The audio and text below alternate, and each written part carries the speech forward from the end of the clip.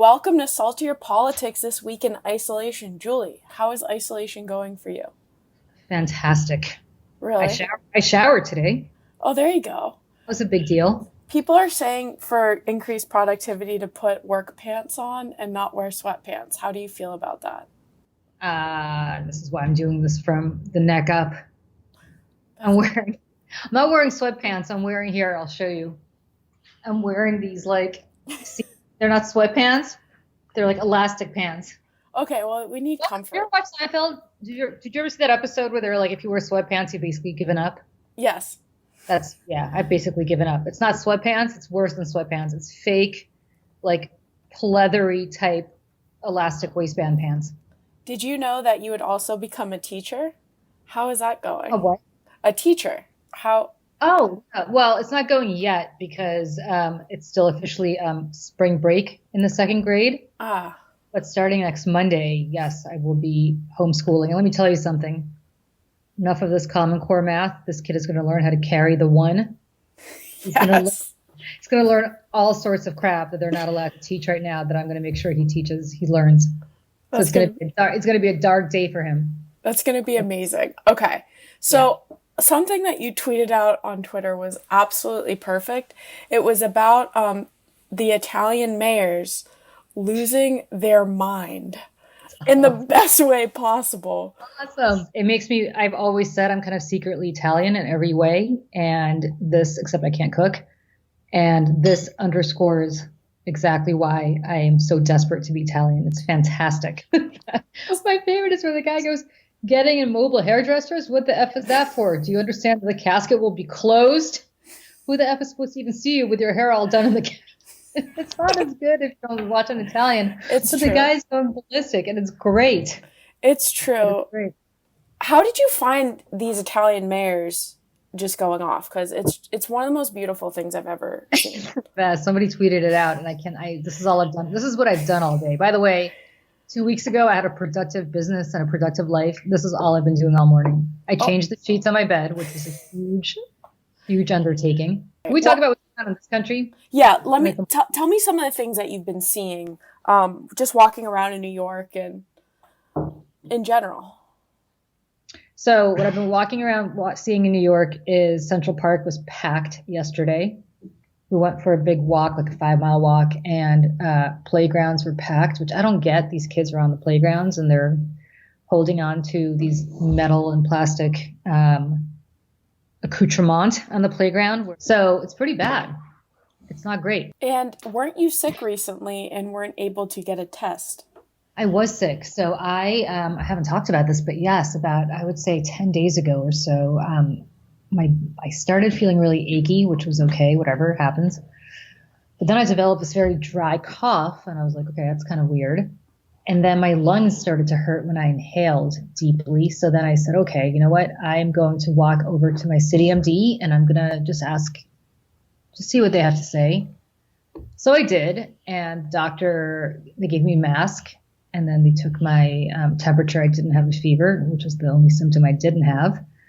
But I did have everything else. So the guy said, well, yeah, it sounds like it. It probably is, but we're not going to give you a test because we don't have enough of them. And you're not in the dangerous age bracket in that I'm not 60 or above. And also I don't have any pre-existing conditions, which is a good thing. So he basically told me just go home and self-isolate, which is fine. Except for the fact that, of course, we have a president who said anybody who wants a test can get one. I could not get one to save my life. And so I did go home and I did self-isolate and I did cough and pretty badly, I would say, for probably about a week. And then I started to feel better and better, and I'm feeling better now. I still have a little bit of a cough, and I still have a little bit like when I inhale, my lungs still hurt a little bit. But when all is said and done, not too bad. If I did have it, I have no idea whether I did or I didn't. The part that stinks is, of course, that since I don't know whether I had it or didn't have it, I had to send my son off to his grandparents in New Jersey. And, well, I was going to do that anyway because it was spring break, but I pretty much didn't see anybody or do anything. There you go. All right. Well, I last weekend was in Florida in the Villages. You could kill everybody there because, of course, they are all very susceptible. They are very well. it wasn't taken seriously because on Saturday evening I went to a St. Patrick's Day party. And now the entry to this party was a shot of whiskey, and then they sprayed you with water and said, coronavirus, coronavirus vaccine. And then you got into the party with about This is in villages? the villages, yes, with about Well, 25. wait. This is how a retirement community parties, they give you shots of whiskey and then they spray you with coronavirus, like holy water. Yes. Okay. Those who don't know, the Villages is basically the reason Florida goes red during Correct. elections. It is a huge, huge, huge retirement community. I don't know how many people, like tens of thousands, right? Yes. And I mentioned to some of them, I'm like, my really good friend, Julie Ruginski, we have Saltier Politics podcast, and they're like, I recognize her. They're all very big Fox fans. They're huge Fox fans. I know it's been a while since they've seen me on Fox, but that's interesting that they're partying like they're in spring break, but they're in the Villages. Yes. And also Florida, you've seen the shots of people on the beaches. So I think people being careless are going to screw it up for the rest of us who are taking it seriously and have these shelter in place or have these just inability to go for a run outside, which would Do be you awful. subscribe their carelessness to the fact that the president and his media enablers have really been downplaying the threat of this and that they think this is just some sort of plot or hoax to get Donald Trump and to tank the economy? Like, what did you hear? I'm dying to hear what people in the Villages, again, who are vastly conservative, older, in a swing state, what they have to say about all of this. What did they say? Well, I went back this weekend and what a week has done, which I think a lot of the conversation has shifted in the seriousness, because a week and a half ago, President Trump wasn't quite as serious about the severity of this as he is now. And now Right. they're concerned. Now it's, the Publixes, the grocery stores here the shelves are empty with sanitizer. So yes, that mattered. And you could see in people's actions. One week ago, it was all party. Now people are very much in their homes and worried. So that does do a really big impact. And Julie, I wanted to ask you about what you think of this spending, the coronavirus spending bill. Well, I think it's not. Well, I have a couple of issues with it. One is the bill, as it was originally presented by Mitch McConnell, gave Steve Mnuchin / Donald Trump almost exclusive authority to dole out over $1 trillion, which is absurd. Because you and I both know that the first place that's going to get bailed out is the Trump organization and all their friends. There weren't enough protections to make sure it was actually going to the people who needed it to go to. And secondly, I have a really big problem with safeguards not being put in place to bail out companies that used their flush economic times to buy back stock options or to give pay raises to their executives rather than investing it back in the business and making sure that they were going to be able to not just hire people, but then to keep people on payroll during this time. I mean, buying back stock options is great, but then don't come begging the taxpayer for money because you don't have the ability or the cash flow to be able to sustain this if it goes on much longer. You have companies like Starbucks and others who I hear are now paying their workers for 30 days, regardless of whether those workers are showing up to work or not. That's great.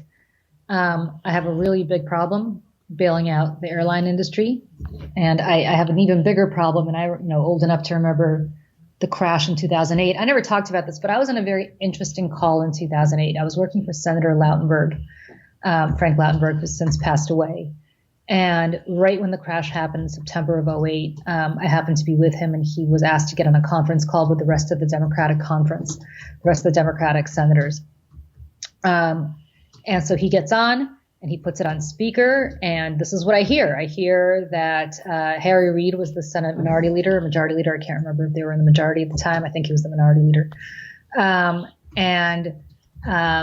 It was the chairman of the Fed, Ben Bernanke at the time, and the Secretary of the Treasury, who was the Secretary of Treasury, who's the former chairman of Goldman Sachs, of course. And they both get on the phone and they basically tell these senators, if you don't give us this blank check bailout, all of you are going to lose all your money in the market. And so, of course, they all signed off on it. And we know what happened, which is that all these companies got bailed out, all these banks got bailed out, and proceeded to not just prosper, but to do better than ever while creating a too big to fail structure that was even worse than before 2008. I mean, let's just say that the banking industry today, despite all the safeguards that have been put in place, does not provide the kind of safeguards that needed to be provided to avoid another calamity. They have now become even bigger, and therefore even more too big to fail. That's really troubling to me. And it's troubling to me if we do this again in the throes of, oh my God, we don't bail out these airlines, or we don't bail out these banks, or we don't bail out these huge corporations. Don't you understand? You're not bailing out their CEOs, you're bailing out their workers. If they shut down, then all the workers who work there are out of business. That's true. On the other hand, those workers need help now. And these corporations have already shown themselves to be using taxpayer-funded bailout money not to necessarily improve the lives of their employees and their workers, but to use it for stock buybacks, for executive compensation, for mergers that will allow them to become even bigger and more powerful and create even more of a, not legal monopoly, because those aren't legal, but even more of a monopolistic structure. And so I am committed to making sure that this is not what happens. You don't just give Steve Mnuchin a blank piece of paper and say, we trust you, Steve Mnuchin, we trust you, Donald Trump, God bless, go bail it out. Right. You only need to look at the tax plan of a couple of years ago to understand how self-serving it is. The help that it gives to real estate companies like the Trump Organization, like the Kushner companies, is outsized compared to what it does for anybody else. In some cases, in some places, people like me who live in New York and have to not be able to deduct salt taxes anymore are actually much worse off with this tax plan than we were before it got enacted. So I want to be very, very clear and very, very sure that this is not yet another giveaway in the panic of trying to do something that actually sets us up for failure, not just down the road, but in the next day or 2 or 5.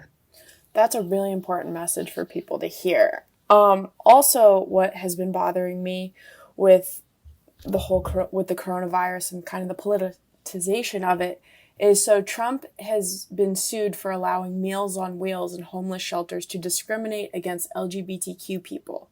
The organizations are taking the Trump administration to court because of a religious exemption rule that puts LGBTQ people at risk during this epidemic. So it's not great. You tell me, wait a second, because I need to hear this, because that's you, right? That's right. Somebody like you. Right. Tell me what this would mean practically for you or for any LGBTQ person who relies on Meals on Wheels. It obviously means nothing for you because you don't rely on it.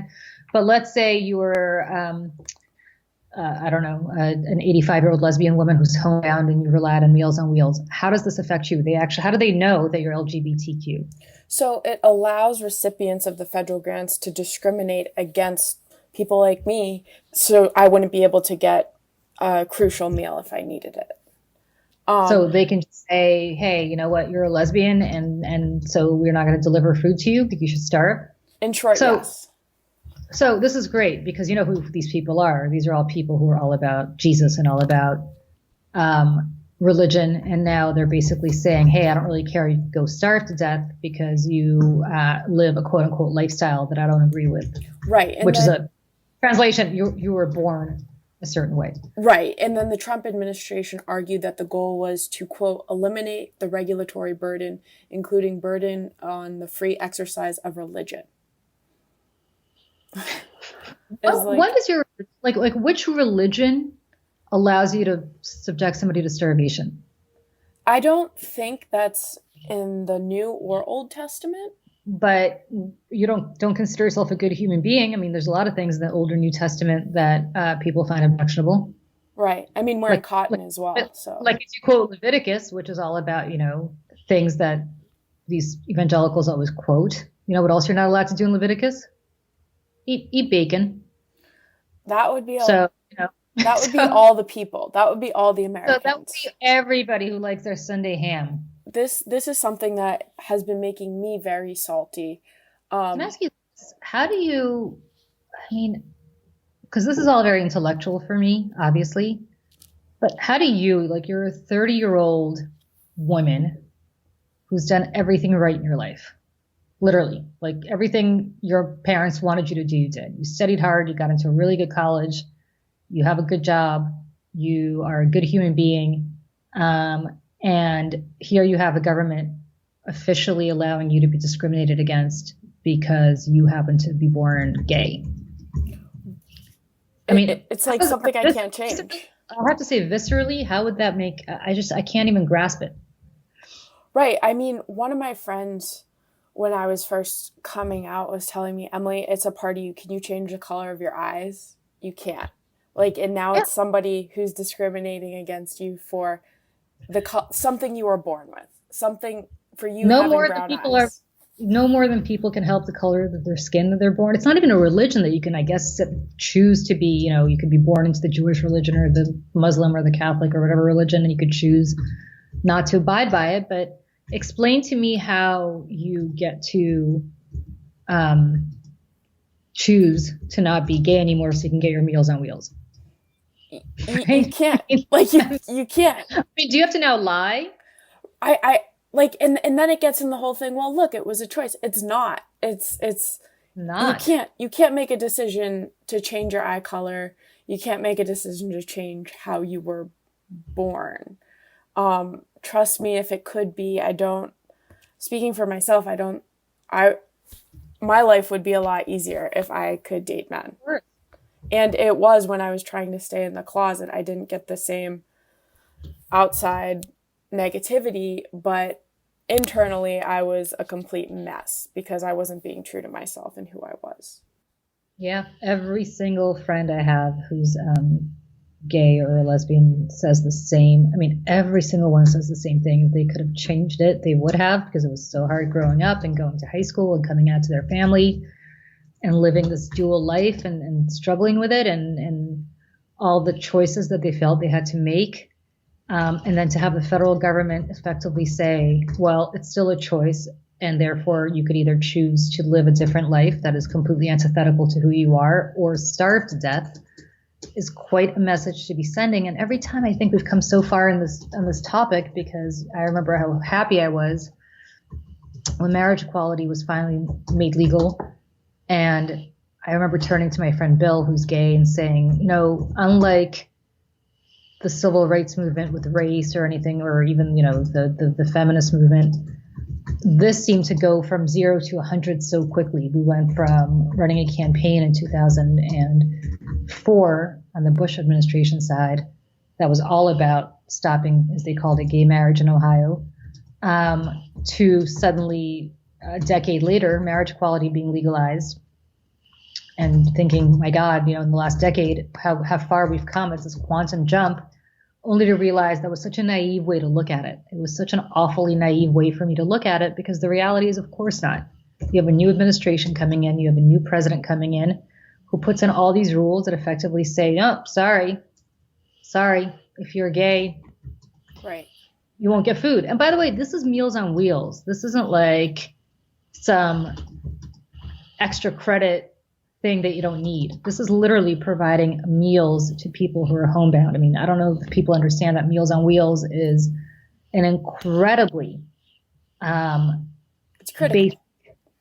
base. I mean, God, it's administered through counties and state governments. It's an incredibly fundamental program that people take advantage of. And these are people who are in dire need. They're homebound. They cannot go out and get a meal themselves, which is why the meals come to them and are delivered to them. And these are not people who have the means to go call Amazon Prime and have Amazon Prime deliver, a steak to their door, or to have takeout from some restaurant delivered to their door. These are people living more than paycheck to paycheck, in ill health and in old age. And to say that these people who have, because of their age, gone through hell if they're gay, in ways, Emily, that I think even, somebody in your situation never has had to, because these are people who are probably in their 70s and 80s. I can only imagine what it was like in the 40s and 50s. having to live this lie. Most of them probably had to marry somebody of the opposite sex to, keep up appearances and have children and then belatedly come out of the closet to their families. To have them now, when they're also facing a crisis and a health scare that will probably kill them if it infects them because they're old and their immune systems are compromised, to have them be discriminated against because of their sexual orientation is just, it's not just, it's like the cruelty is the point. People keep saying that, but it's the cruelty is the feature. It's not a bug of this administration. And I don't care how religious you are. That is an absolutely cruel thing to do to somebody. Just awful. It's awful. Anybody who supports it, I like, right. And it's also just, you have to be missing a lack of empathy, because it's not like I woke up one morning and it was like, I want to make my life more difficult, and I want to have to, every relationship I have to announce to people and come out. I feel like every time I meet someone new, I have to come out. It's not like... That's interesting. It's not a fun conversation all the time, because you have to always like weigh the person. Even Julie, like you're one of my closest friends, and I didn't tell you right away because it was just like I felt like I have to prove myself, as I have this ability where I just need to prove myself before I come out to somebody, especially early. My friend Ben, you've met my friend Ben, who's like my little brother. Yeah. So he's gay. And I think I was the first person he came out to, but he came out to me, I don't know, 10, 15 years ago. He's 39. So I think he probably came out when he was in his mid to late 20s to me. And I had known him. He was actually my intern when I worked in the Senate back in 2000, 2001. So, I mean, this is how long I've known him for. But about 10 or 12 years ago, he came out to me. And he said, and I kind of suspected, but I wasn't really sure. And he said to me, I just want to let you know, this is before marriage equality was legal. He goes, I'm never going to be able to get married. And I was like, what? You'll meet somebody. That's crazy. Why would you say that? And he goes, no, it's, I'm not allowed to get married because I'm gay. And I kind of looked at him and said, oh, okay, I'm straight. And I said it kind of as a joke to be like, it's not a big deal. You're gay. I'm straight. Like, let's not, And he got kind of annoyed at me, and I didn't realize why. I thought I was actually doing the right thing and trying to downplay it. And I understand why now, not now, but I shortly thereafter understood. It was such a huge deal for him to say it to me or to anybody. Whereas to me saying, oh yeah, haha, I'm straight, it's not a huge deal. People just assume, right? They just assume that you are unless you say otherwise. And it's not the same thing. It's not the same for me to have to, I don't walk around saying, oh God, I just met you. There's something I need to know. I need you to meet my significant other. And God, I don't know how you're going to take this, but my significant other is a man. I know how they're going to take it. It's going to be just fine. Of course, my significant other is a man. Right. In your case, people would assume that, of course, your significant other is a man as well. And you have to go through this whole thing of telling them that it's a woman. But I have to say, why does it matter? Exactly. I don't think it does, but it's just... Somebody who knows your significant other, she's effing awesome, and I love her.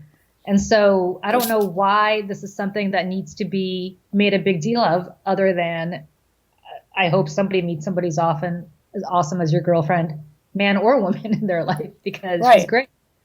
Right. And it makes everybody happier, but it's just the empathy thing. I wish that people who probably do have a family member but is afraid to come out, but just think about it. Put yourself in that situation, and no one wants to make their life more difficult. So cutting off an HHS. But I don't get, like, when you come out, does that make it feel like when you meet a new person, why do you feel the need to make a production out of it, other than to say, hey, at which point do you tell them when you talk about your personal life? Well, right. When that comes up, like when they're like, oh, by the way, you must have a boyfriend. I guess when people want to just get to know you, but it's also a safety thing too, because I'm from Florida, in a conservative area in Florida, and you see sometimes things aren't taken well, or that you're going to be treated differently. And, I don't want to be treated differently.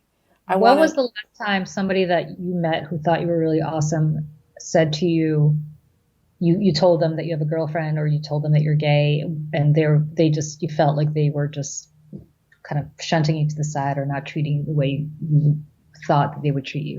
It Has was anybody really disappointed you? People who you assume, I'm not talking about family members because that's different, but I'm talking about like strangers that you've met that you said, this is going to be a really awesome person to get to know.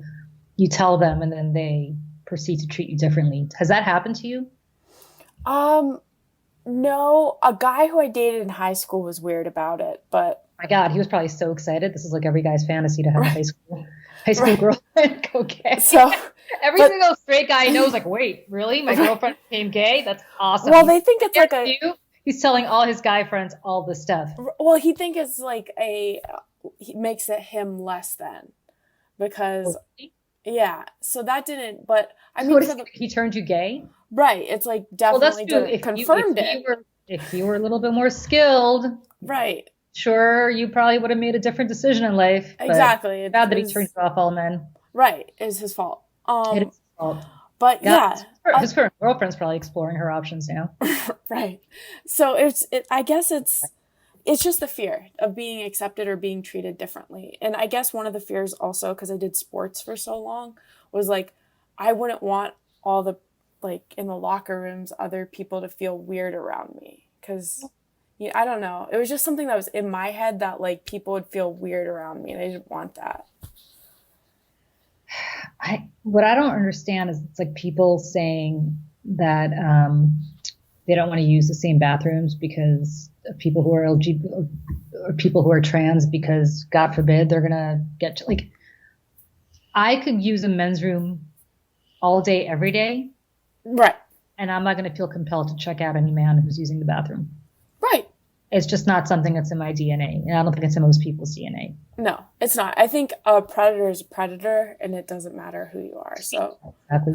but Wow. Well, you know what? Since this is Saltier Politics, but this is a very unusual time, and it's a very depressing time for a lot of people. Why don't we table our usual what's making us salty and discuss what's making you happy today? well, what's making me happy is I'm still in Florida, and I get to go outside on a very long run in 82-degree weather today. Okay, you're still in Florida, so I would still say to you, you have the short end of the stick on that one. I'll tell you what's making me happy. So this is something that happens once a year for a very brief period of time. I don't know if you could see behind me. You could see the window behind me, but there is a magnolia tree that's outside my window, and it blooms for probably, I don't know, 2 weeks, 3 weeks of that every year, and then it dies and the leaves fall. And it's about to burst. And every day I kind of look at it, and every day it's just getting closer and closer and closer. And I'm super excited because any day now, hopefully tomorrow or the day after, it's going to bloom. And I actually get to be home to watch it and to take it in. And I don't mean to sound cheesy, but this is the kind of stuff that I never have time to really pay attention to when I'm running around every day. And now I have time to sit there and look at it. And I've been looking at it a lot for the last week or so. And it's almost there. So I'm super excited. It's going to be beautiful. It rained really hard in New York today, so maybe that'll speed things along. And so maybe by the time we speak tomorrow or the day after, since we have all the time in the world to do this podcast now, it's going to be hopefully in full bloom, and I'll take a picture and I'll send it out on Twitter. Yeah, that'll be our next Saltier Politics, when the magnolia tree blooms. Well, I don't know. That could be a week or two from now. Who knows? But We'll keep a live track of it. All right, this was an awesome episode, Julie. Till next time, stay healthy and safe. too. Bye.